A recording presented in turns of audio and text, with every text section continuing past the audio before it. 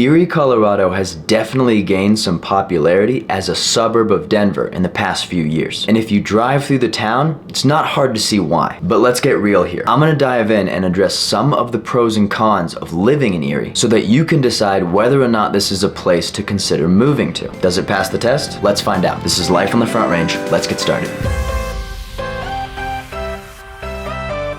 So the first positive aspect of living in Erie, Colorado is the views. Your ability to get incredible views of the Front Range as well as the Flatirons in Boulder just west of the town is unbelievable. Especially if you're up on what is known as Mount Erie, you can get breathtaking views. Erie seems to be strategically located just far enough away from Boulder where you can really see the 13ers and 14ers off in the distance, but not too far where you're out on the plains and the Front Range just seems like miles and miles off. If you can buy a home in Erie, honestly with a backyard that faces the Front Range, you've definitely won. So the next pro of living in Erie, I'd argue, would be the price you're paying for a home compared to its overall value. At the time of making this video, the median home price for properties across the board sits in Erie at about $705,000. That can definitely be high for a lot of people, but I do want to mention there are more affordable condos and townhomes in Erie as well. But there is a lot of new construction happening in Erie, and so many of the properties here you'll see as brand new or just a few years old. Now this is drastically different from places like Boulder, Longmont, Broomfield, or several other suburbs that are closer to Denver. Although there are some new builds there too, the average age of the towns in those suburbs is a lot older. Now if you look here at the statistics of a few other towns regarding price per square foot, Erie is the most affordable. So in this case, you're getting the most bang for your buck with regards to home size. And as I just mentioned, a lot of the homes in Erie are newer, so there is also an increase in quality. So ultimately, I'd argue you're paying the best price as well as getting a newer home. And the third pro of living in Erie is the easy commute to places like Denver or Boulder. Erie is conveniently located near I-25. So if your work takes you into Denver, you have an easy access point from the north. That shouldn't take longer than 30 minutes to get into the city, excluding traffic. But if you're headed into Boulder, there are a few access points into the city, all of which are incredibly scenic, I might add, and also wouldn't take any longer than about 30 minutes. So Erie is quite appropriately located, just far enough out to feel like it's not in the city, but close enough where the commute is not egregious. But again, traffic does play a role here, and since there are a lot of people coming from Erie to either of these locations, you're gonna need to consider that when you're planning on how early do you leave your house. Now to shift over to the negative aspects of Erie, I would say the first thing is that it is a smaller town. Really and truly, a lot of the houses here didn't even exist 20 years ago. Erie was a small town back then. So I'd argue from a community, local amenities, and specific outdoor and recreational locations perspective, Erie is not the best place for that. That's not to say that it doesn't have some of these, but there are more developed locations like Longmont and Broomfield, as well as other suburbs of Denver, that have a bit more to the town. Since Erie is developing, they're playing a bit of catch up here. And since they're playing catch up, another con of Erie is that there is a lot of construction happening. Neighborhoods are being built up, they're sprouting everywhere, which is a good thing, but it also means that there's a lot of noise, a lot